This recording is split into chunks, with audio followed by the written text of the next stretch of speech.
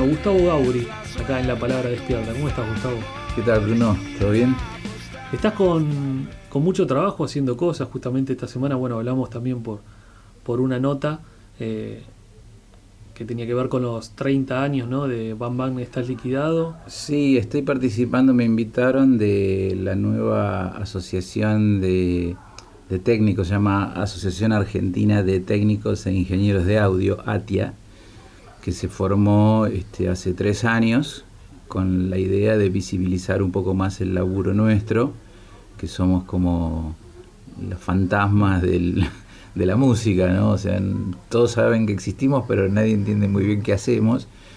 Y bueno, entonces se armó esta asociación para además pelear un poco por derechos intelectuales, que también somos el único elemento en todo lo que es la cadena de producción de un disco que no se le reconocen derechos, ¿no? O sea, un tipo va a una grabación, toca, no sé, una pandereta en un tema y cobra ADI, ¿no?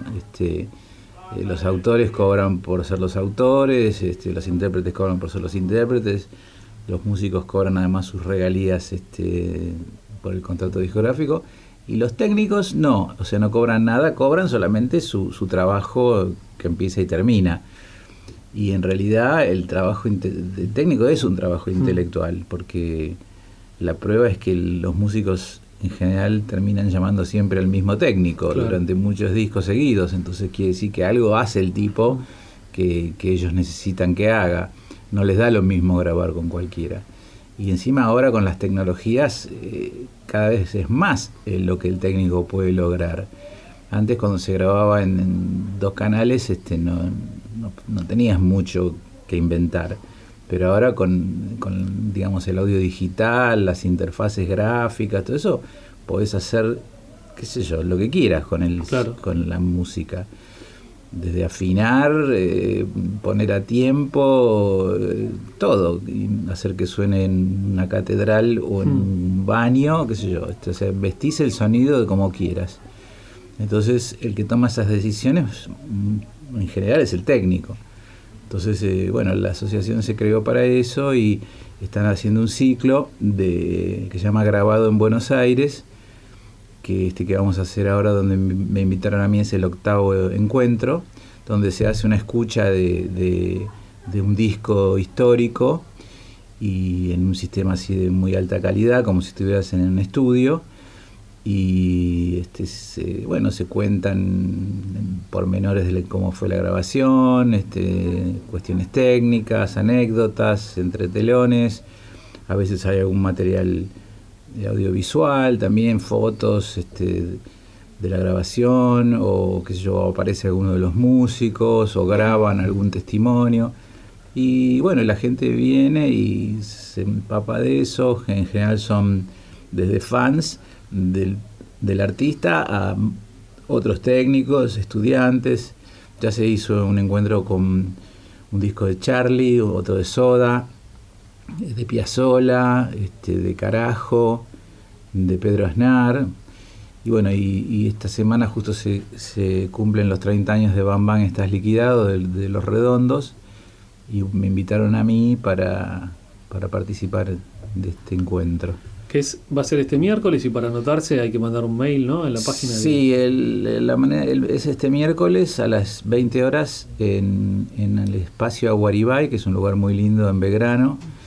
Y para inscribirse hay que escribir a info@atia.com.ar, y ahí, bueno, ahí uno puede informarse y anotarse para el evento. Además, después del evento hay comida y bebida y es todo como una fiesta.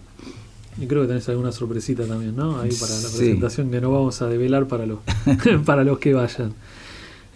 Recién hablabas un poco de esto de los derechos, de la importancia también de un técnico, de por qué un músico vuelve a repetir y a elegir al mismo técnico para los discos, sí. los nuevos discos a la hora de grabar.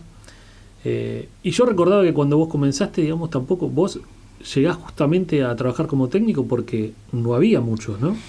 Claro, yo agarré justo el quiebre de la tecnología que se produjo hacia fines de los 70, donde en la vieja época de los comienzos del rock nacional, no solo del rock, de la música en general, no había mucha amplificación, digamos, de los espectáculos. Había, qué sé yo, 2, 3 o 4 micrófonos y nada más.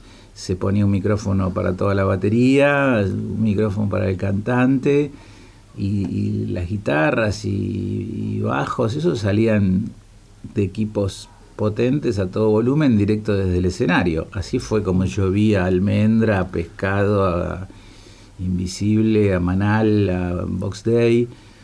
Se amplificaba muy poco, y en general el sonidista estaba al lado del escenario, porque tampoco existían, como ahora, que hay unas mangueras donde en el escenario se pone un micrófono para cada elemento, para cada, por ejemplo, la batería tiene un micrófono en cada casco, cada guitarra tiene su micrófono, cada teclado tiene su línea de teclado, cada voz tiene su micrófono, o sea, todo lo que está sonando en el escenario tiene un micrófono, y eso se manda por una manguera de cables multipar, donde llega hasta la consola, que está en una torre entre la gente. Claro. El técnico escucha desde un lugar donde también escucha al público a ver el show. Claro, la idea es esa, que el técnico escuche lo que escucha la gente. Eso se logra con esa manguera y con un sistema que se llama de línea de baja balanceada, que eran cosas que acá no existían prácticamente. Llegaron como 10 años después. El otro día justamente veía una foto del tipo que hizo Woodstock, y estaban en el 69 haciendo sonido en un festival donde tocaba Hendrix, y ya el tipo tenía una manguera con un montón de micrófonos que le llegaban. Él estaba entre la gente, era todo valvular, por cierto. Henley se llama el técnico.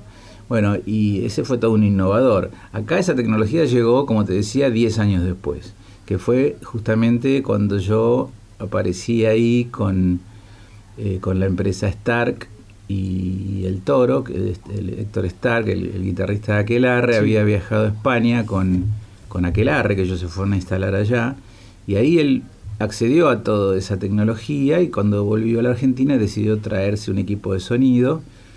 Y el Toro, que era el Toro Martínez, también músico, era baterista, uno de los bateristas originales del grupo Banana, también se había ido a Londres y ahí había aprendido, y bueno, y se asociaron y armaron la compañía Stark. Y trajeron, bueno, otra innovación, que era la consola de monitoreo. O sea, no solo había una consola para mezclar lo que sonaba en el escenario para la gente, sino que había otra consola al costado del escenario que mezclaba para los músicos. O sea, cada músico tiene un monitor, un parlante, un bafle al lado de él, o auriculares adentro de los oídos, y va escuchando y escucha lo que él quiere. O sea, que le hacen una mezcla exclusiva para él, donde él pide que si es un cantante, va a pedir su voz, y la voz de los otros más bajita, y necesito que me subas el piano y que me bajes la batería, porque la batería la tengo atrás y la escucho. O sea, cada uno acomoda su retorno, sí. su monitoreo, para poder hacer su show de la manera más cómoda posible. Y bueno, y afinar, y cantar bien y a tiempo y todo eso. Todo eso lo hace un técnico, que es el técnico de monitores. Entonces, bueno, cuando yo aparecí en la época de Cerú, yo era amigo antes de Charlie García y de Lebón. Fuiste fotógrafo, ¿no? Claro, yo, o sea, de chico era músico. Mi hobby era la música, armar bandas, ensayar, tocar en fiestas, en el colegio. Ese fue mi entretenimiento desde los 12 hasta los 16, 17 años. ¿Y la banda con Miguel Mateo cuándo fue? Bueno, justamente ahí apareció Miguel Mateos, que en ese momento no lo conocía nadie, y bueno, yo entré a tocar en una banda que armó él, tocaba el bajo, pero fue una cosa muy efímera. Bueno, era todo efímero en esa época que yo... ¿Cristal era? ¿Se llamaba la banda? Almendra duró no sé cuánto, 2 años. 2 años. Todo Banal, era muy, 3, 4, ¿no? Claro, todo era muy efímero, y mucho más los grupos que ni siquiera trascendían. Entonces, bueno, a mí a la vez me gustaba mucho también la cuestión de imagen. Iba mucho al cine, era fanático de ir a Cinearte, viste, ahí al, ¿cómo se llama? El de la calle Lavalle, Ese debe ser el mismo cine que Charlie siempre cuenta que vio no sé cuántas veces la película de los Beatles. Claro. 27 veces. Sí, yo iba a ver películas de Bergman, qué sé yo. Quería estudiar cine. Porque con la música el problema que tenía era que yo no me veía como músico. Me gustaban los instrumentos, me gustaba cantar, me gustaba tocar el bajo, me gustaba tocar la guitarra, pero no me veía como guitarrista o bajista, o no me gustaba el escenario. Era como mi personalidad no es muy así histriónica. Y más bien me interesaba lo que pasaba a los costados y atrás del escenario. Me gustaba todo el tema de la producción. Pero bueno, en esa época no tenía cómo acceder a eso. Y me decidí a estudiar fotografía, que también me gustaba, porque cine no se podía estudiar, porque en ese momento estaban los militares, el Instituto de Cinematografía estaba cerrado. Entonces empecé a estudiar fotografía. Y bueno, hice varios cursos de fotografía básica, después de iluminación, de revelado, y empecé a trabajar de eso. Y armé con unos amigos un taller de fotomecánica donde hacíamos películas de offset y fotolitos y todas esas cosas que ahora ya no existen más porque se hacen con la computadora. En esa época se hacía todo fotográficamente. Y bueno, así me empecé a vincular con el mundo de la música. Un día, a través de mi relación con Pipo Lernud, que hacíamos juntos un diario, me vinculó con los Sui Generis, que necesitaban una foto para el Gran Rex, para hacer un programa, qué sé yo. Entonces así los conocí, y a ellos les gustaron las fotos, y después seguimos haciendo fotos, y se armó una amistad con Nito y con Charlie. Después también ahí lo conocí a David, que venía a Lebón, que venía de invitado de ellos. Bueno, ya se estableció una relación más que nada de amistad, donde yo iba y les sacaba fotos y qué sé yo. Y después, bueno, yo me fui del país, estuve un tiempo afuera, y cuando me volví a encontrar con ellos ya estaban con Serú Girán. Y bueno, y ahí yo empecé a ir a los ensayos, a estar con ellos, a sacar fotos y qué sé yo, y veía que usaban una consola para ensayar, donde, digamos, se monitoreaban y cada uno tenía su monitor. Más o menos lo que usaban en el escenario lo usaban en el ensayo. Entonces lo que pasaba era que Stark, que era el sonidista de ellos, venía, armaba el sonido, qué sé yo, probaba un poco, hola, sí, jaja, y se iba. Y ellos empezaban a tocar y al rato empezaban a subir el volumen, qué sé yo, y no se escuchaban más. Entonces necesitaban a alguien Charlie decía, no me escucho, subime la voz, decía. Y yo miraba y no había nadie que le subiera la voz. Entonces yo iba a la consola, como siempre tuve facilidad para la técnica, siempre me interesó todo eso. Miraba un poco la consola y decía, bueno, esto debe ser para subir la voz. Y así empecé medio jugando a asistirlos en ese ámbito de los ensayos. Y bueno, en ese momento, cuando empezaron a tocar, no tenían operador de monitores, o sea, eso que yo hacía en los ensayos, no había nadie que lo hiciera en los shows, porque, digamos, Stark y el Toro eran socios y tenían dos clientes, Spinetta Jade y Serú Girán.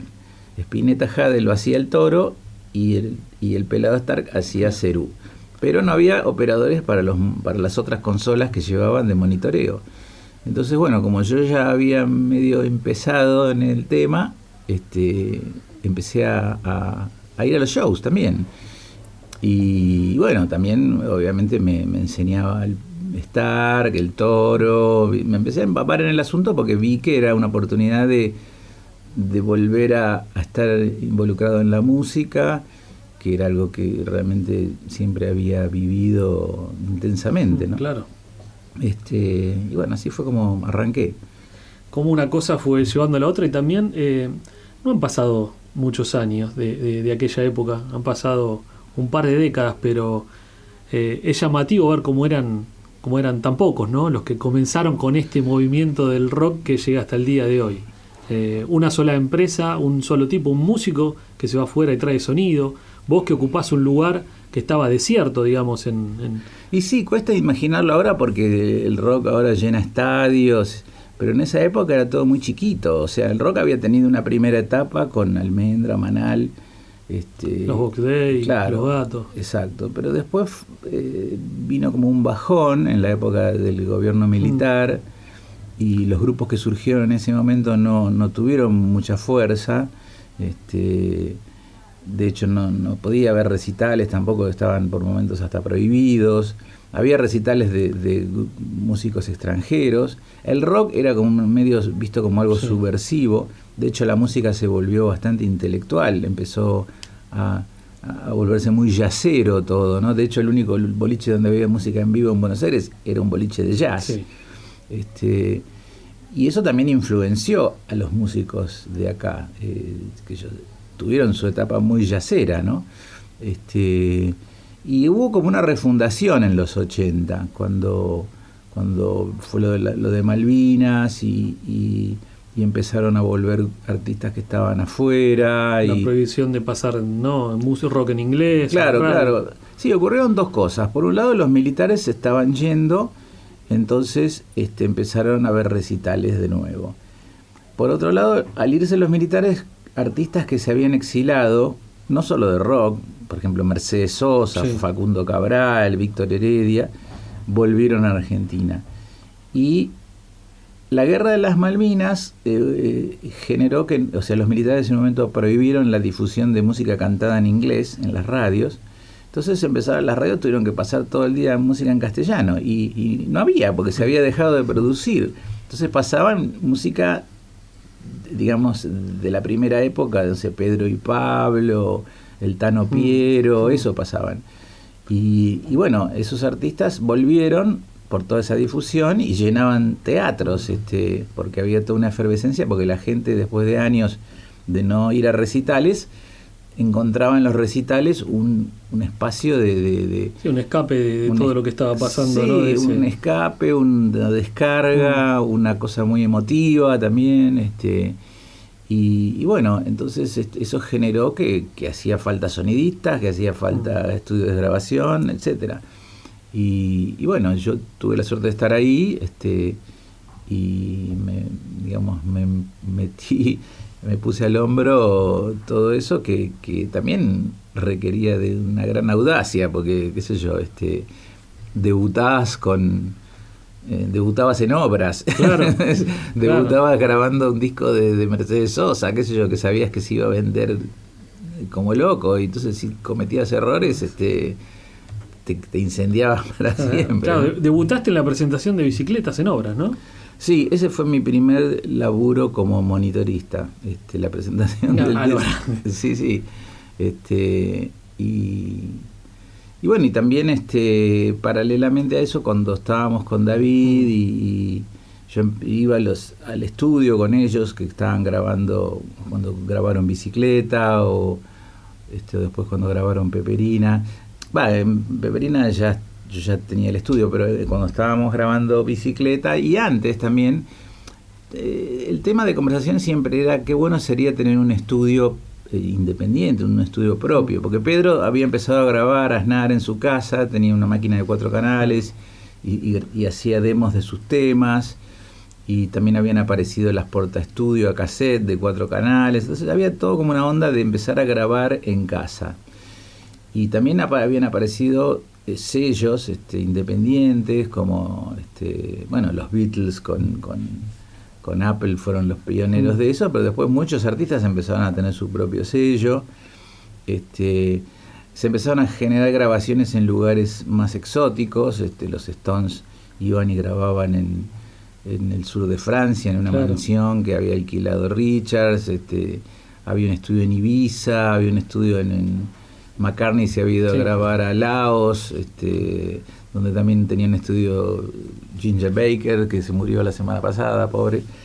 O sea, estaba la onda esa de que había que salir un poco de los estudios convencionales y tener un estudio donde hubiera una onda más creativa, más amigable, ¿no? Sí, porque para los más jóvenes puede sonar un poco muy extraño, pero todos los músicos que grabaron esa década del 70 siempre se quejan de que el rock tenía los espacios que le daban los estudios de grabación, eran de madrugada, con técnicos que no entendían mucho de rock, quizás los que estaban del otro lado de la consola, y que el trato también era muy poco amigable. Sí, qué sé yo, había excepciones, pero la mayoría era así. Los estudios privados en ese momento no existían, eran todos estudios de compañías. Eran buenos estudios, digamos, originalmente habían sido instalados copiando los estudios de esas mismas compañías en Londres o en Los Ángeles, ¿no? Estamos hablando de la compañía EMI o la compañía CBS, ¿no? RCA Victor, CBS. Tenían estudios muy buenos, pero con el paso del tiempo por ahí empezaban a tener fallas por el uso y no las arreglaban, o ibas y el micrófono hacía ruido o qué sé yo. Después también los técnicos argentinos no estaban habituados mucho a grabar rock porque no había una tradición rockera en Argentina. O sea, cuando el rock apareció en Estados Unidos, antes estaba qué sé yo, las orquestas que tenían batería, o estaba el jazz, o estaba el blues. Acá teníamos el tango y el folclore, que usaba instrumentos acústicos, grababan todos juntos alrededor de un micrófono, no usaban batería, entonces eran buenos técnicos para grabar eso, pero cuando tenían que grabar una batería les asustaba un poco el hecho de que sonara tan fuerte o que qué sé yo. Entonces tendían a como a ponerla muy atrás en la mezcla, todo muy chiquitito, a no zarparse mucho de graves o de agudos. Entonces el sonido terminaba siendo como chiquito comparado con sonidos que venían de esa misma época de afuera. Y después también, como el rock no era negocio en ese momento, la compañía le daba no priorizaba el lugar que tenía en el mercado. Exacto, digamos, qué sé yo. Y todo era así, el trato a los músicos, querían convertirlos en otra cosa. A mí me acuerdo que Spinetta siempre me decía, a mí me traían los discos de Sandro y me decían, ve flaco, esto tenés que hacer vos si querés vender discos. O sea, ellos querían repetir lo que les funcionaba con estos grupos.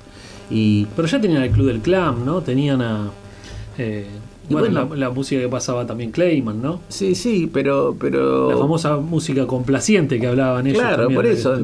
Ellos querían al rock digamos, de Spinetta o de Javier Martínez, endulzarlo, volverlo más amigable, más comercial.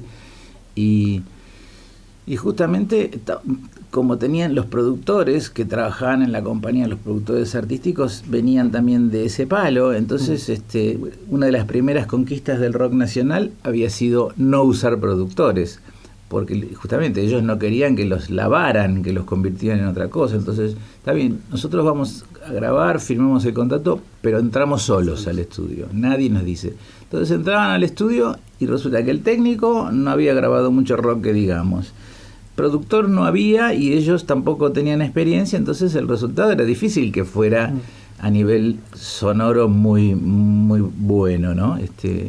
En general eran pobres las grabaciones, porque alguien tiene que saber adentro del estudio. Sí, claro. Si el músico no sabe, el técnico tampoco, y no hay un productor, qué sé yo. Necesitas el socio del otro lado. Exacto, sí. O sea, el estudio es un ámbito que para los músicos es, digamos, si vos sos músico tenés como 3 ámbitos donde te manejas: la sala de ensayo, el escenario y el estudio de grabación. La sala de ensayo es el más habitual porque ensayan todo el año. Shows en un escenario, cada tanto puede haber un show, puede haber bastantes shows. Pero el estudio es un lugar donde entran, el que más entra una vez al año al estudio. Y a veces mucho menos. Entonces es como que el lugar donde menos frecuentan, donde menos saben cómo manejarse, donde más les cuesta encontrar su sonido. Sí. De hecho, tienen que tocar con auriculares, están como más alejados entre sí, no se escuchan de otra manera, todo suena más chiquito. Graban por separado. Graban por separado, tienen que sobregrabar instrumentos. O sea, es toda una cosa que desnaturaliza la manera en la que están acostumbrados a trabajar. Entonces, todo eso genera que si no tenés experiencia, es muy difícil que salga una buena grabación, ¿no? Y bueno, eso es lo que pasaba. Estamos con Gustavo Gauri, técnico, ingeniero de sonido, productor musical, productor también ejecutivo de muchos discos también emblemáticos a lo largo del rock. Un hombre que en los 80, como hablábamos recién, estuvo del otro lado de donde se grababa y donde se creaba la música. Vamos a poner unas canciones. ¿Cómo no? Y si querés breve, contar un poquito la historia de estas canciones que creo que de alguna forma marcaron tu trabajo o hicieron a Del Cielito también un sello muy reconocido y muy importante a comienzos de los 80, ¿no? Cuando inaugurás el estudio con David Lebón. Sí.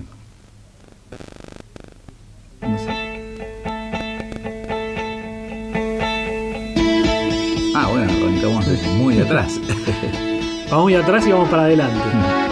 ¿Por qué digo esta canción? Me parece que inaugura de alguna forma también lo que fue en Del Cielito, ¿no? Empezar también a grabar a lo grande. Sí, esta canción fue la primera canción que grabamos en el estudio, digamos que salió en un disco. El estudio lo habíamos empezado a armar, era un estudio muy casero. Si bien, digamos, tenía 16 canales, tampoco era tan primitivo, pero era un estudio que estaba dentro de mi casa, en un cuarto. Yo había soldado todos los cables, no era un estudio profesional. No tenía muchos elementos, había un par de micrófonos y nada más, no había efectos. Y yo ya estaba, como te contaba antes, trabajando con Cerú en los shows. Y bueno, ellos habían escuchado grabaciones que habíamos hecho en el estudio con David, de temas que David aportaba para la banda. Y bueno, y demos que hacíamos con otras bandas como, qué sé yo, Los Dulces 16, Suéter, bandas de la época, ¿no? Entonces un día fuimos a un show de Cerú en el Ocean de Morón, un cine-teatro, y ellos en ese momento estaban grabando, habían terminado de grabar Bicicleta en Ion. Entonces cuando termina el show yo voy al camarín, qué sé yo, y Charlie me dice, ¿sabes qué? No me gusta cómo quedó Alicia. ¿Ya conocías la canción? La conocía de haberla escuchado en Ion cuando ellos la grabaron, y además es una canción vieja de Charlie. En ese momento ya era una canción anterior a las nuevas que él había preparado para el disco. Entonces me dice, no me gusta cómo quedó Alicia. Dice, ¿qué te parece si vamos el domingo a tu casa con los pibes, ahora hacemos un asado y la grabamos de nuevo, a ver qué onda? Yo casi me muero, imagínate, qué sé yo, en ese momento ya Cerú era el grupo número 1, ya tocaba en obras, tocaba en el Luna Park, era una banda importante. Y mi estudio era un estudio casero donde nunca había grabado nadie en serio, ¿no? Entonces, pero le dije que sí, que más bien, qué sé yo, probáramos. Entonces, bueno, ese domingo vinieron, obviamente la grabación la hice yo, pero el que dirigía todo era Pedro, y que tenía su estudio en su casa, así que estaba como bastante ya empapado. Yo lo asistí y bueno, y Charlie en la cuestión musical, porque el tema era de él, qué sé yo. Además Charlie en el estudio siempre fue un tipo que se movía con mucha soltura.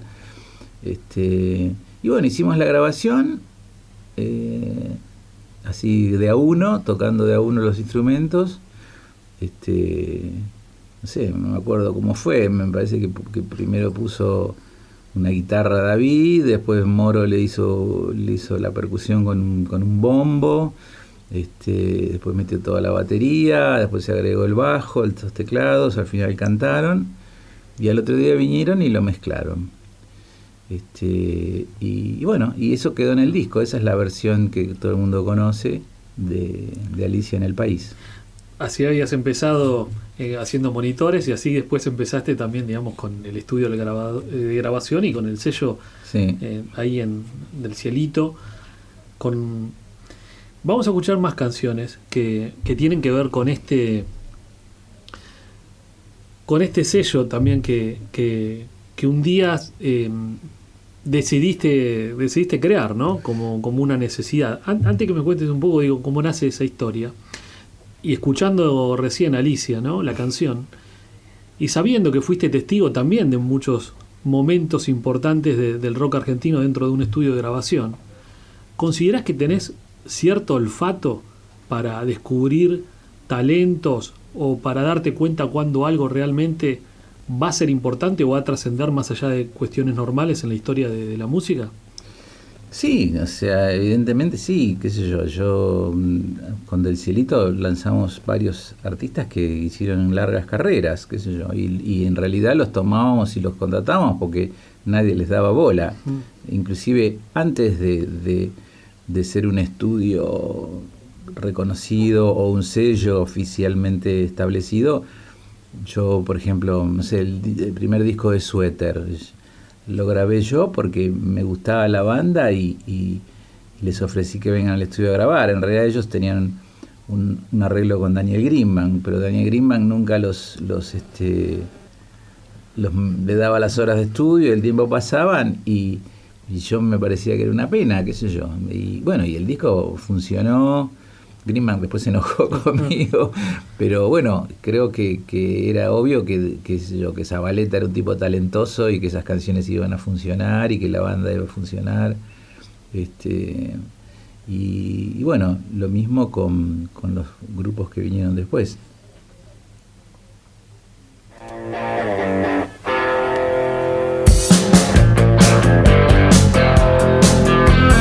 Esta semana escuchando este disco Sucia Sí. Estrella, ¿no? El tema del primer disco de Ratones que grabaste en Del Cielito. Creo que es una postal, una imagen sonora de lo que fue el sonido del rock argentino de los 80, también como suenan estas canciones. Sí. Es como un sello también que tiene el estudio de grabación, y no sé si fue una búsqueda tuya, una idea también de sonora de cómo tenía que sonar ese rock argentino y esa camada de nuevas bandas que llegaron en los 80 y crecieron y despegaron en los 90, después se transformaron en grandes bandas del rock argentino, ¿no? Sí, qué sé yo, los Ratones fue o sea, también fue algo que yo tomé porque a mí me apareció un demo de ellos, o sea, yo tengo, mucha gente lo sabe, pero uno de ellos es primo mío, Pablo Memi, el bajista, entonces él me vino a ver con un demo de su banda, y vino un día con Juan, se me lo presentó y escuchamos la canción, que era Descerebrado, y a mí me parecía que estaba buenísima, que era, no sé, como una foto de una época de no sé, tener 16 años, ir por la calle descerebrado, sin saber quién sos, que yo, me parecía que reflejaba muy bien eso, esa situación por la que ha pasado tantos jóvenes, y bueno, entonces yo los invité a grabar al estudio, grabamos más temas que yo y después los empecé a mostrar en los que ya en ese momento el estudio estaba más establecido, ya tenía una clientela, pero nadie los quería contratar. Y yo originalmente así como había tenido la idea de hacer un estudio independiente, también quería hacer que fuera un sello independiente, por eso le puse Del Cielito Records. Que Greenbank me decía, ¿por qué le pones Records si no es una compañía discográfica? Yo decía, pero va a ser. Lo que pasa es que, bueno, yo tenía todas esas ideas, pero era de ahí a que pudiera concretarlas, había una gran distancia. Primero porque no tenía dinero para bancar un sello discográfico, segundo porque no tenía tiempo, el estudio había explotado y laburábamos muchísimo con las grabaciones en vivo también, teníamos un estudio móvil. Entonces lo del sello había quedado ahí como para más adelante. Y cuando empecé a dar vuelta con los Ratones y ninguna compañía los quería contratar, me parecía que era un crimen, porque era evidente que esa banda iba a funcionar. Entonces dije, bueno, llegó el momento de armar este sello que tanto se está demorando. Y bueno, con la ayuda de Ramiro Morena, de Distribuidora Belgrano, armamos Del Cielito Records y salió el disco de los Ratones, salieron los 3 primeros discos de los Ratones por ahí, después se incorporaron otras bandas y el sello estuvo activo un montón de tiempo y generó un montón de bandas que salieron de ahí, como la Mississippi, las Black and Blues, Los Redondos, estuvieron 10 años en el sello, del sello salieron Los Piojos también, que fue una banda que explotó en los 90 tremendamente, salieron Los Guasones, Los Estelares, o sea, un montón de bandas que arrancaron conmigo, ¿no? Con nosotros. Por eso te decía, no debe ser casualidad. Ratones, Los Piojos, Estelares, Guasones, todas bandas que vos grabaste el primer disco, sí. el primer álbum en Del Cielito, que le abriste la puerta de alguna manera al rock, y también como productor ejecutivo invertiste también en ellos, ¿no? En producirlos y que esos discos sonaran. Claro, sí, yo me hacía cargo de, digamos, bueno, la grabación era lo que menos me costaba porque tenía mi propio estudio, pero también tenía que pagar los músicos, los técnicos, la tapa, la replicación de los discos, los derechos, Sadaic, regalías, qué sé yo, publicidad. Después cuando apareció la pesadilla del videoclip, hacer videoclips que cuestan una fortuna. Sí, fue una actividad muy intensa de mucha demanda económica y mental, ¿no? Porque además se agregaron después otros artistas como Los Redondos, por ejemplo, que ya ellos tenían 3 discos, pero estaban como muy desorganizados en la parte discográfica, y me pidieron si podían salir como licencia por mi sello, y estuvimos 10 años, sacamos varios discos, y había que administrar todo eso porque encima eran grupos que vendían mucho. Después Todos Tus Muertos, Peligrosos Gorriones, un montón de bandas, otras que no funcionaron tan bien, qué sé yo, porque a veces no es solo una cuestión de olfato, es una cuestión también de oportunidad, de cómo está el país, de que la pegues con qué sé yo, no sé, por ahí si en ese momento las radios están muy ocupadas, porque por ejemplo en los 90 era un problema porque venían todo el tiempo artistas extranjeros. Claro. Entonces la competencia era casi claro, también desigual en cuanto a difusión. Exacto, o las multinacionales se habían metido también a producir rock porque en los 80 no les interesaba. Entonces ya era difícil competir contra los lanzamientos de Calamaro, de Fito Páez, qué sé yo. Y existe en el rock, yo lo escuché muchas veces de bandas, vos estuviste también desde adentro, ¿no? Trabajando con ellos. ¿Existe el productor o la radio que te tapa o no te pone a sonar una banda porque tienen trabajando con ellos a la competencia y creen que les puede sacar seguidores? No me pasó, lo que sí me pasó es que hay un gran cuello de botella, ¿no? O sea, qué sé yo, ahora cambió todo con internet, es como muy diferente el desarrollo, pero en los 80 estaba la rock and pop y nada más. Entonces, ¿cuántos grupos pueden sonar en rock and pop? En los 90, por ejemplo, hubo un año, no me acuerdo bien cuál fue, que salieron 180 discos de rock nacional. O sea, es una locura, es como un disco cada 2 días. Entonces, ¿y cuántas radios había que pasaban rock nacional?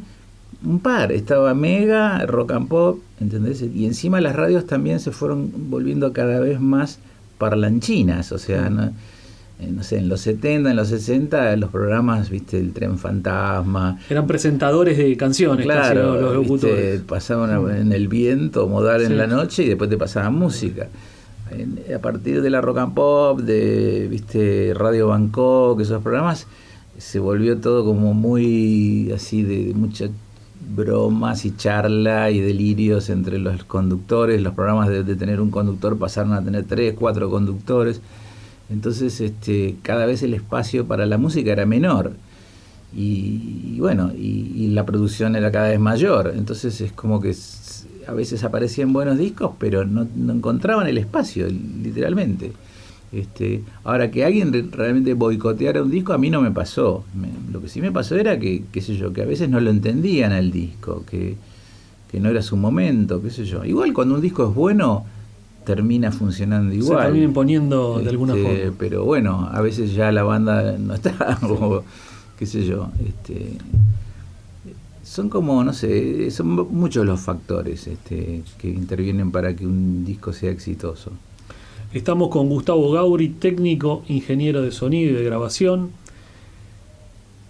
Spinetta creo que también fue, ¿no? un personaje que aparece también en tu vida, con el que más allá de la música, en tus fotos que tenés en tus redes sociales, y bueno, en el libro del Cielito, el sello del rock también, que esta reedición que editaste hace pocos años, está muy presente, y no solamente desde el ámbito musical, se te puede ver con Spinetta y con la familia Spinetta compartiendo momentos de intimidad.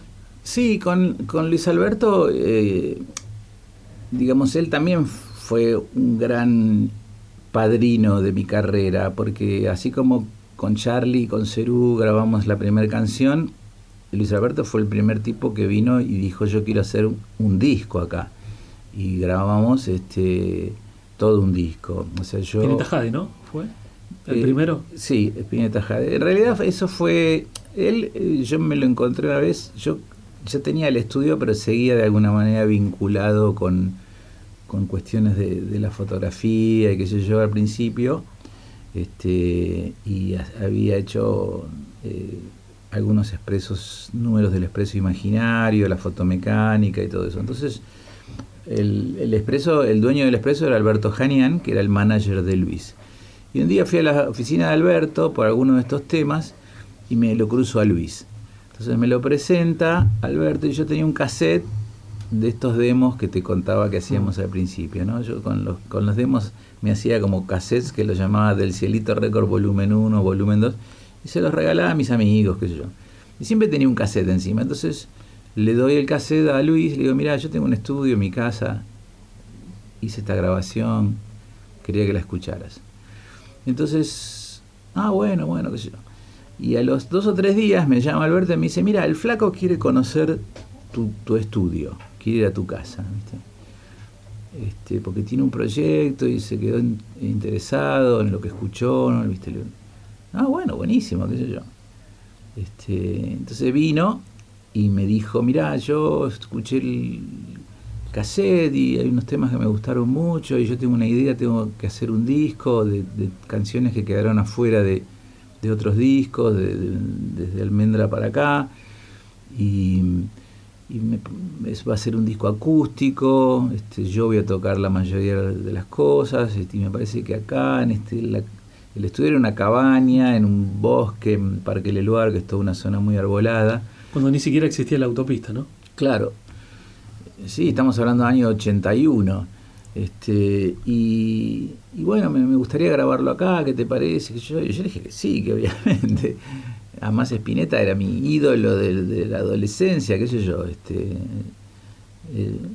Digamos, yo escuchaba mucho rock en los 60 de afuera, no sabía que existía algo así. Digamos, para mí la música argentina era, no sé, Leonardo Fabio, Palito Ortega, claro, ¿no? El Club del Clan, como dijiste antes, ¿no? Los Gatos, por ahí había alguna cosa de Los Gatos que uno podía darse cuenta que tenía otra profundidad, sobre todo en las letras, pero era como muy livianito todo. Hasta que un día escuché Almendra y dije: sí, esto es lo mismo que lo que yo vengo escuchando de afuera. Entonces, bueno, a partir de ahí seguí siempre su carrera, y bueno, que me viniera a proponer grabar un disco en mi estudio que recién empezaba era increíble. Entonces, bueno, le dije que sí, quedamos en una fecha que iba a ser en febrero del año siguiente, estábamos en ese momento a fines del 81, bueno, en febrero vengo, qué sé yo, quedamos, reservó 2 semanas, o sea que fue el primer cliente realmente. Y bueno, quedamos así, y a los pocos días me llama y me dice: mirá, tengo que hacer un disco con Jade, lo tengo que hacer ya, y me gustaría hacerlo ahí también. Y si estás de acuerdo, yo grabaría primero lo de Jade y después sigo con el disco que te había dicho antes. Sí, que yo todo decía que sí, por las dudas. Y bueno, tuvimos que desarmar toda la casa, porque una cosa es grabar, no sé, de a uno o un solista, y otra cosa es grabar una banda como Jade, que era una banda grande, con 2 tecladistas, y bueno, grabamos, vino Amílcar, que finalmente fue el técnico, y yo le hice de asistente, y grabamos Los niños que escriben en el cielo. Y después, cuando terminó, arrancamos con Kamikaze. Pero ya Amílcar, siempre los discos terminan siendo más largos de lo que uno calcula, entonces Amílcar se tenía que ir porque tenía otro compromiso. Entonces terminé quedando yo a cargo de la grabación. Y bueno, por eso digo que Spinetta yo le debo tanto, porque él realmente se jugó por mí. O sea, yo no era nadie, era un pibe que recién empezaba y él era Spinetta. Sí. Y él todo el tiempo me daba fuerza, me daba coraje, me daba seguridad, me alentaba, me aplaudía, de una manera que era increíble, porque qué sé yo, todo lo que yo le proponía le encantaba. Tenía algo más allá, digamos, en lo personal, que más allá, digamos, de las posibilidades que ofrecía el estudio del Cielito, ¿no? Sí, algo humano en apoyarte. Sí, él siempre fue una persona muy generosa, ¿viste? Si vos te fijás en la carrera de Spinetta, debutaron cuántos músicos, ¿entendés? Con él. Sí. Grandes músicos que empezaron con él a ser conocidos. Desde siempre fue así. Lo mismo técnicos. Él, por ejemplo, no sé, Mariano López tenía 18 años cuando empezó a trabajar con Spinetta. O sea, él siempre fue como muy buscador de nuevas capacidades, de nuevos talentos, y también muy generoso jugándose, digamos, su nombre y su prestigio, apadrinando a gente que recién empezaba, ¿no? Y después, bueno, hicimos otro disco más, que fue Mondo di Cromo, y él ya en ese momento se había mudado a Parque Leloir, se había alquilado una casa ahí cerca del estudio, y bueno, y ahí empezamos a tener una relación con las familias. Él tenía hijos chiquitos como yo, venía todos los días a casa, compartíamos la vida familiar, comidas.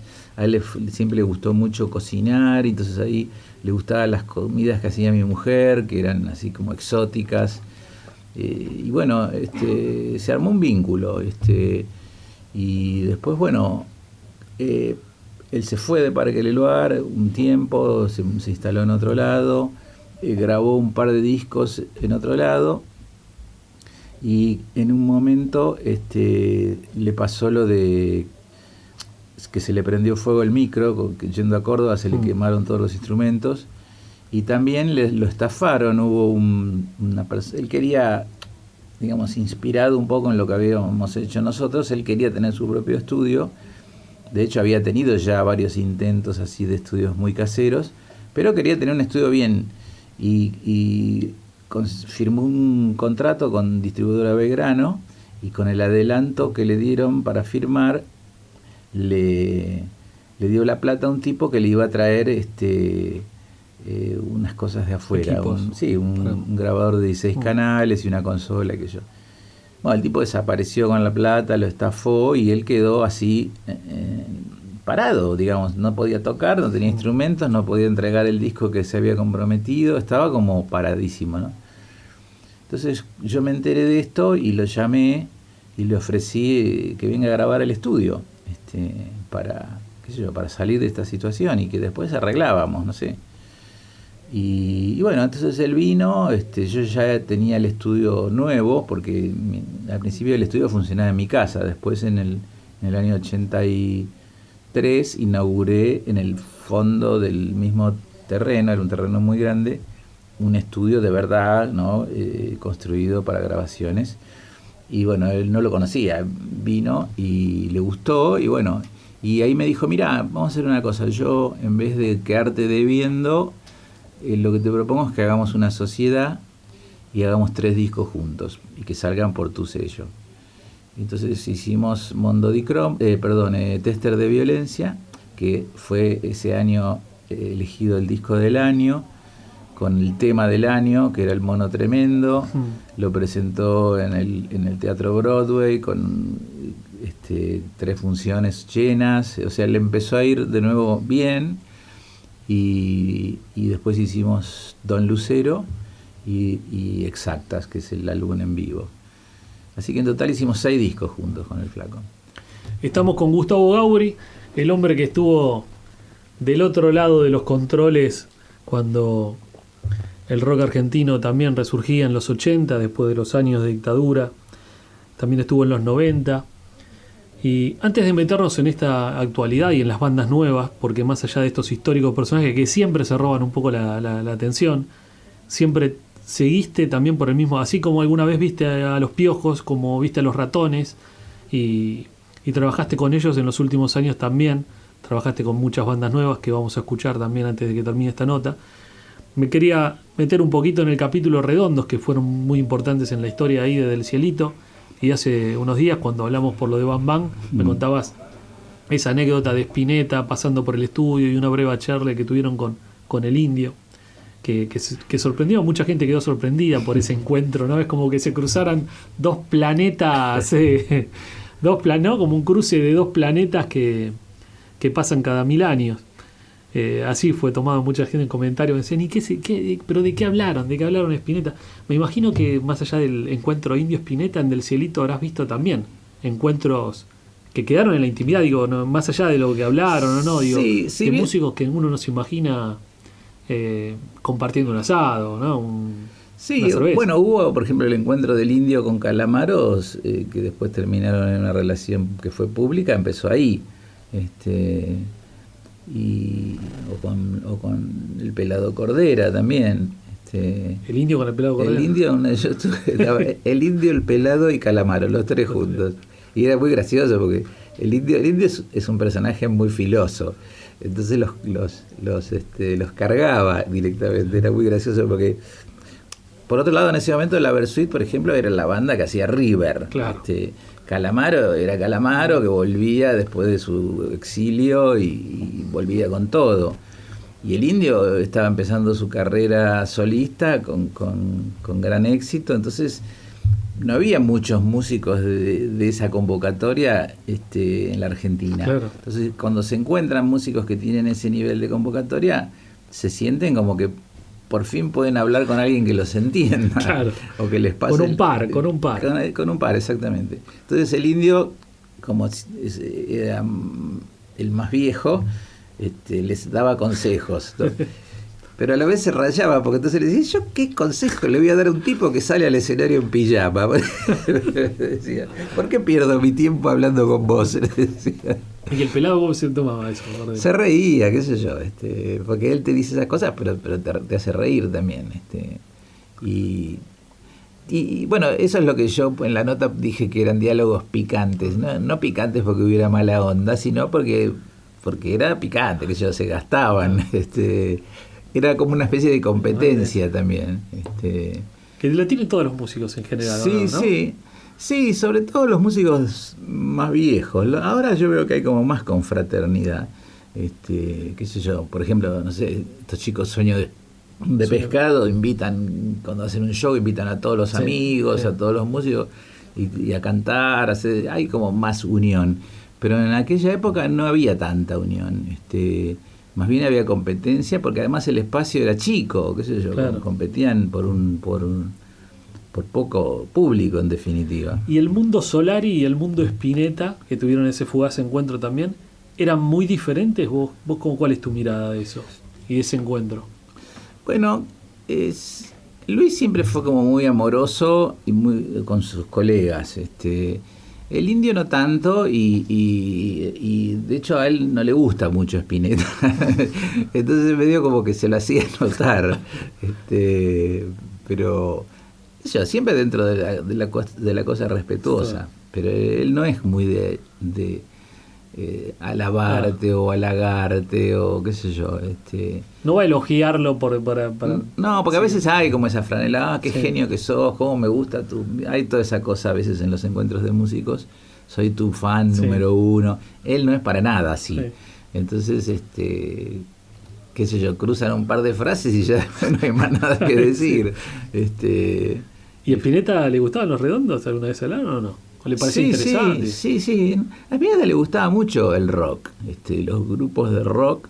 De ahí su amistad con Juanse, por ejemplo, o con Lebón. Spinetta admiraba mucho, primero porque a él le gustaba el rock y le gustaba cantar, y de hecho era un gran cantante de rock.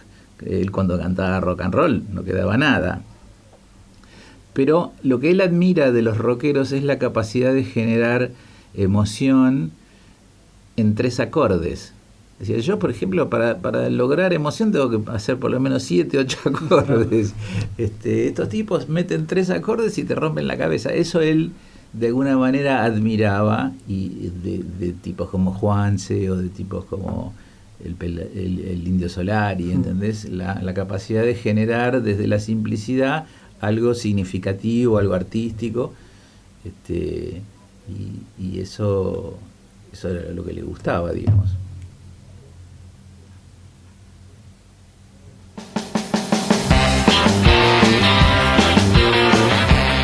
La Sopa tiene este tema, que es el único que fue grabado por vos, ¿no? Mi perro dinamita. Sí. Esto es una rareza. ¿Qué hace ese tema? Tiene 3 ingenieros, por empezar, ¿no? Sí. Breuer, Fernández, Roberto Fernández, Breuer y yo. Y vos, y que solamente este tema. Claro, porque este tema se grabó 6 meses después de la salida de Bam Bam. Es como el primero de esa etapa. Claro, vinieron un día al estudio y grabaron esto.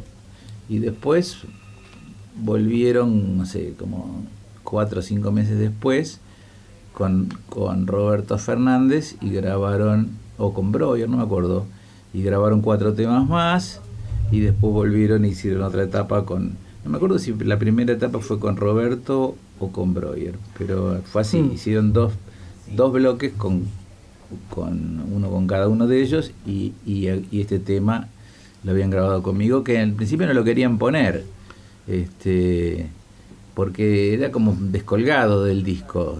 El disco era como oscuro, qué sé yo. Digamos, después de Bam Bam, Los Redondos entraron en una etapa de bastante oscuridad, en cuanto al clima de muchas de sus canciones. Pero no sé, yo insistí en que lo pusieran porque me parecía que el tema era un hit, qué sé yo. Me parecía que iba a recontra pegar, y de hecho fue así. O sea, fue la primera vez que Los Redondos sonaron en todas las radios. Yo me acuerdo que ese verano me fui a Brasil y estaba en Bahía y entro en una discoteca y estaba sonando ese tema. Yo no lo podía creer, porque era algo genuino. Que suene un tema hit en una discoteca no es raro, porque hay alguien que se ocupó de que eso ocurra. Acá nadie se ocupó de que eso ocurra, ¿entendés? Con Los Redondos no había un tipo que hiciera difusión, ni nadie se ocupaba de eso. O sea, Los Redondos, por ejemplo, no decían a las radios qué tema tenían que pasar, no había cortes de difusión, no había plata puesta para que suene nada, no había, o sea, si un tema pegaba era porque realmente el tema tenía con qué, ¿no? Y bueno, ese tema fue el primer gran hit así a nivel popular. ¿Te arrepentís de haber vendido el estudio del Cielito? No, para nada, no. No, tengo pesadillas desde que sigo ahí. ¿Sí? Bueno, fue muy intenso. Por eso digo, vos no solamente, de alguna forma, también te deshiciste de tu casa. No solamente un estudio, de un lugar de trabajo. Fueron 26 años de masacre absoluta. Por ejemplo, hubo un momento que yo estuve 5 años sin salir del estudio.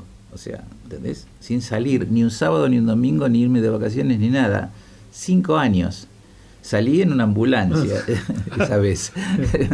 Pero no, fue muy, muy intenso. Digamos, no me arrepiento de nada. Agradezco, soy un agradecido de haber tenido la vida que tuve, de las cosas que me ocurrieron, pero a la vez, no sé, di todo lo que tenía para dar ahí. No quisiera seguir ahí.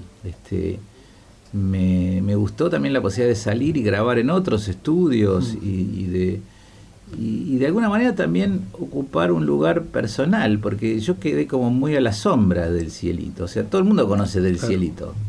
Del Cielito, ¿quién no conoce del Cielito? ¿Quién no escuchó alguna vez? En cambio, yo no soy tan conocido. Es como que mi producto me comió. Claro, la marca se comió tu trabajo de alguna manera. Exacto. Entonces, un poco también eso es lo que persigue esta asociación ATIA, ¿no? Como visibilizar el laburo de tipos que por ahí estuvieron en la cocina de muchas cosas importantes, pero nadie los conoce, ¿no? De hecho, qué sé yo, ahora se reedita un disco que yo grabé y por ahí mi nombre ni está, o ni hablar en internet, que claro. ya no está el nombre de nadie, o sea, está el nombre de la banda. Sí, en Spotify no figura en la ficha técnica de cómo se hicieron las canciones, quién las hizo, quién grabó, nada. Exacto. Entonces, bueno, qué sé yo la verdad que es otra etapa, qué sé yo, es otra etapa que está buena, como más libre, más artística también, porque no tengo sobre mí el peso de lo comercial. Yo grabo ahora lo que quiero, no tengo que estar... Antes yo grababa todo lo que parecía en el estudio. Era un trabajo. Claro, yo quería el estudio tenía que funcionar también. Claro, yo quería que el estudio funcionara, entonces terminaba siendo muchas veces el técnico más barato y grabando lo que venía. En cambio ahora, o conociendo a los grupos en el propio estudio, con Los Redondos me pasó eso, por ejemplo. Yo no iba a grabar Bam Bam, iba a grabar Roberto Fernández. Y desapareció, y un día antes... que siempre está. Un día antes me llama Poli y me dice, ¿no querés grabar el disco vos? Porque Roberto desapareció. Sí, claro. Entonces fui y me metí con Los Redondos en el estudio y yo no los conocía. Había charlado un rato con ellos, hacía un par de meses. Nunca había escuchado nada de ellos, salvo lo que sonaba en las radios. No había ido a un show. Y no era por falta de interés. Lo que pasa es que yo estaba tan absorbido por todo lo que ya tenía en mi plato que no me daba el tiempo para encima ir a los boliches a ver qué onda la nueva movida. Sí, ¿entendés? Entonces me encontré con ellos ahí y tuve que inventar algo ahí, y eso no es la mejor manera de hacer un disco. En cambio hoy tengo la posibilidad de elegir, bueno, esto lo quiero grabar, escucho los temas, escucho los demos, voy al ensayo. Es otra manera de trabajar. ¿Y qué tienen que tener? Vos trajiste acá, que vamos a estar escuchando a los Paquidermos. Sí. Trajiste también lo nuevo de Sueño de Pescado, dos bandas que son de una generación mucho más actual de las que estuvimos hablando a lo largo del programa. ¿Qué tiene que tener, hoy que le podés elegir, qué tiene que tener una banda para que diga, sí, muchachos, vamos, yo los grabo, entramos al estudio? Plata, mucha plata. No, tienen que tener fundamentalmente que me guste lo que hacen, que yo pienso que puedo aportarle algo, en esa previa que se arma de escuchar las canciones y qué sé yo me doy cuenta de si realmente se me ocurren cosas para decirles, si ellos me las toman, si se arma esa ida y vuelta, digamos, tiene que haber ese equipo, se tiene que armar de laburo, tiene que haber confianza, yo en que ellos hacen lo que a mí me gusta y ellos en que lo que yo les digo les sirve. Entonces es muy distinto entrar al estudio de esa manera, porque ya cuando entras a grabar sos como amigos ya de ellos, sí. ¿Entendés? Entonces es una manera mucho más creativa y más, o sea, no sé, me siento mucho más cómodo de esa manera. Así es como realmente se labura, digamos. Muchas bandas nuevas, tanto como Sueño de Pescado, me acuerdo de una charla, Mavi Rock, ¿no? que tenemos ahí un vínculo en común. Me han hablado en sus comienzos, de tu generosidad también para prestarle el nombre del sello, sí. Para que le sumara a ellos también a nivel producción musical, sobre todo en las primeras grabaciones. Sí. De ese lado humano tuyo también, no sé, me acordaba también cuando recién me contabas un poco de cómo Spinetta te apoyó a vos en tu comienzo, y si tiene que ver algo con ese... Sí, esto es digamos, el arte es una de las cosas más lindas que puede hacer el ser humano, y cuando el arte se hace en grupo, en equipo, más todavía. Entonces, bueno, tenemos ahí la oportunidad de compartir lo mejor que tenemos, qué sé yo. Y yo no elegí esta profesión porque era un gran negocio o porque, no sé, dije, a ver qué hago, abro una financiera o pongo un estudio de grabación. No, uno se mete en esto por pasión, por amor a la música, por amor a la tecnología, al sonido, por la inspiración que recibís de estar en trato directo con los artistas. Yo tuve la suerte de estar en los 80 al lado de estos tipos que estaban en lo mejor de su vida, ¿no? Charlie, ¿sabes lo que era Charlie en los 80? Era increíble. O Spinetta, o León Gieco, tipos que eran pura inspiración, pura energía. Gustavo Santaolalla, te contagiaban, eran como topadoras del arte. Entonces se generaba toda una ida y vuelta con esta gente que, bueno, que fue maravilloso y a mí me dio la fuerza para hacer todas las cosas que hice. Vos estuviste con ellos, ¿no? Con ese Charlie de los 80, con Spinetta en los 80, y hoy estás al lado también muy cercano, bueno, grabaste Don Lunfardo, Mavi Rock, hablamos recién Sueño de Pescado, Los Paquidermos, y estás en contacto permanente con músicos nuevos de otras generaciones. ¿Cómo ves el nivel, más allá, digamos, de las comparaciones?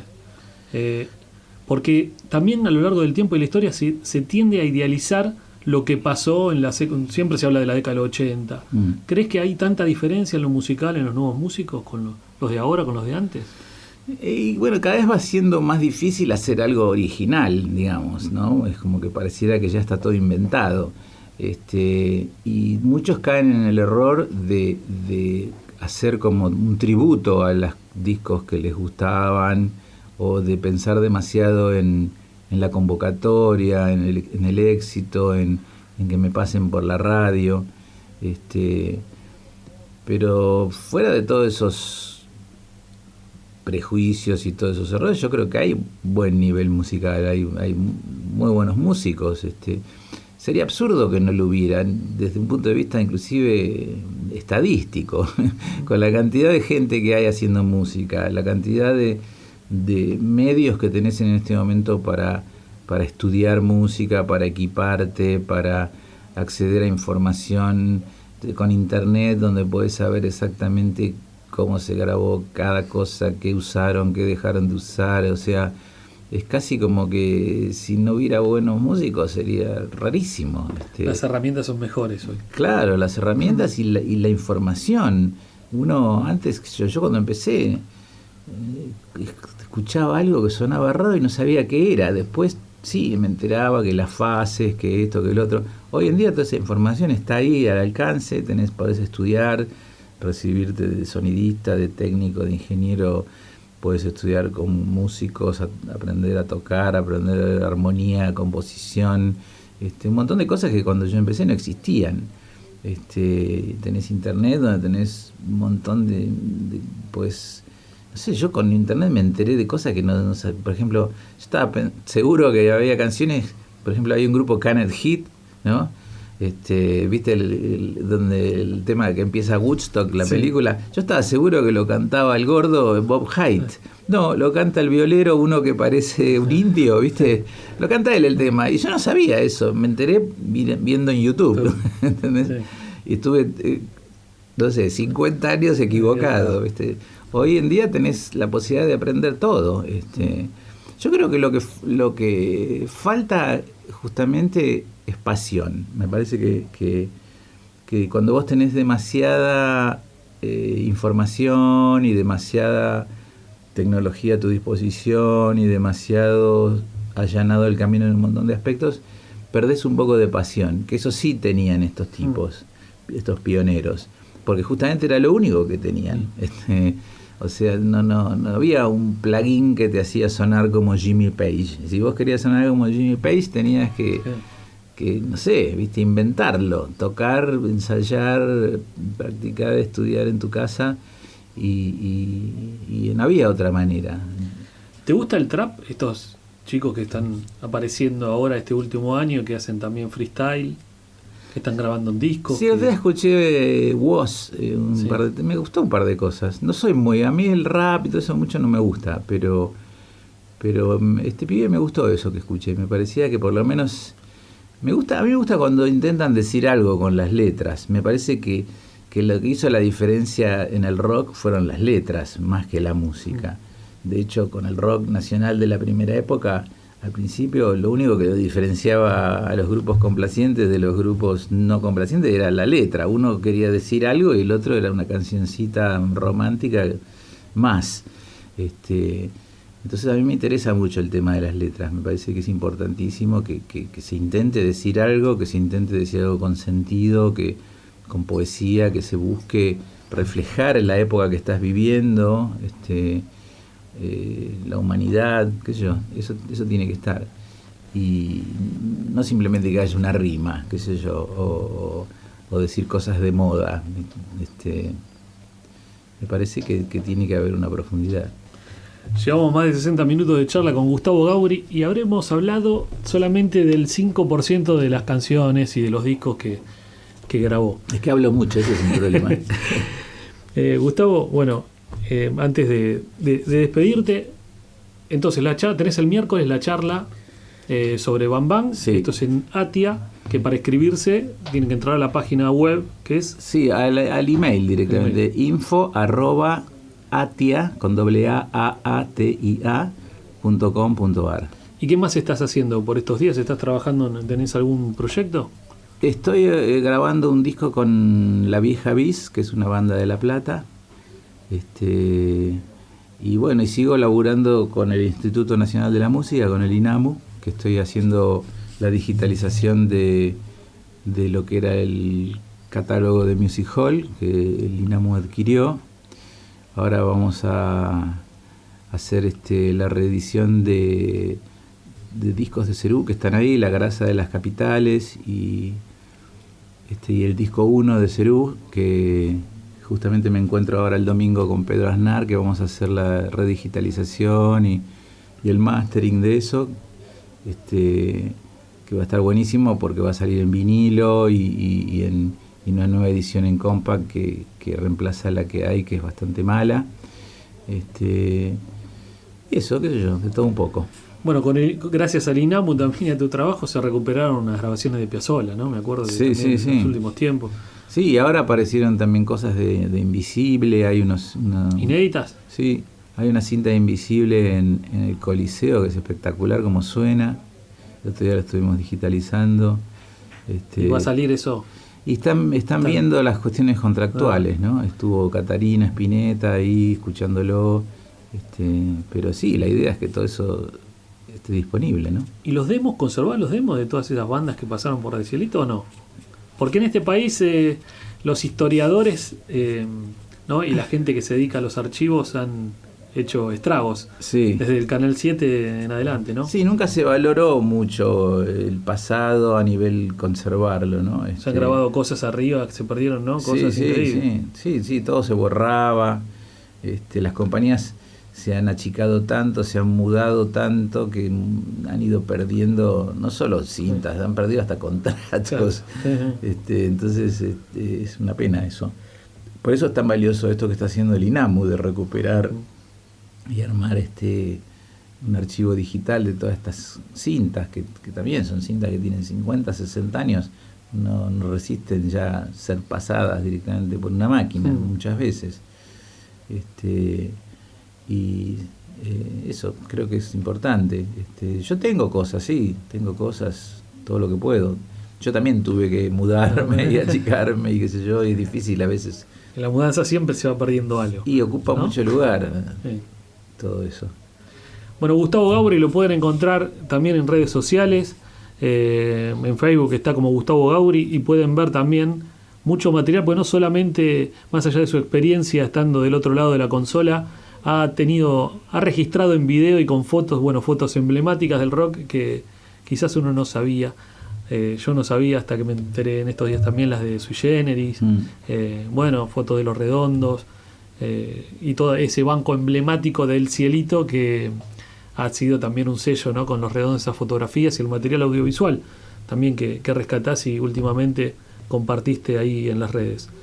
Así que la gente que quiere presenciar la charla está invitada también a comunicarse en la página. Me imagino que los lugares serán limitados, los del miércoles. Sí, es un lugar no muy grande, así que el que tenga pensado ir, que se apure.